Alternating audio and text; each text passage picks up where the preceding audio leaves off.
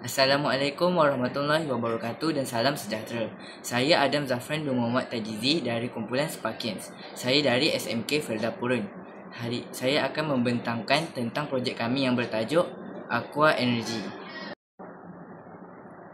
Idea dari projek ini ialah menghasilkan tenaga baharu daripada sumber sedia ada. Kami menggunakan sistem aquaponik yang merupakan kombinasi aquakultur dan hidroponik. Bahan-bahan yang digunakan terdiri daripada bahan kita semula seperti bekas plastik, botol minuman dan botol minyak masak. Komponen yang digunakan pakai adalah turbin mini, tiub air untuk akuarium, lampu LED dan pam air.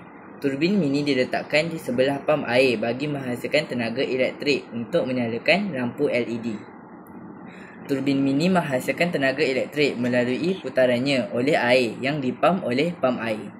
Maka, terhasillah tenaga baharu yang dijana oleh pam air.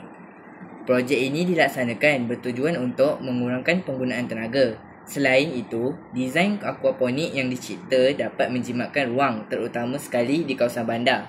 Kerana, kaedah ini boleh disediakan di dalam dan luar rumah selain sebagai hiasan. Lantaran itu, projek ini bukan sahaja dapat menghasilkan haiwan peliharaan atau makanan seperti ikan. Malah, pengguna boleh menanam sayur-sayuran yang lebih sihat sendiri.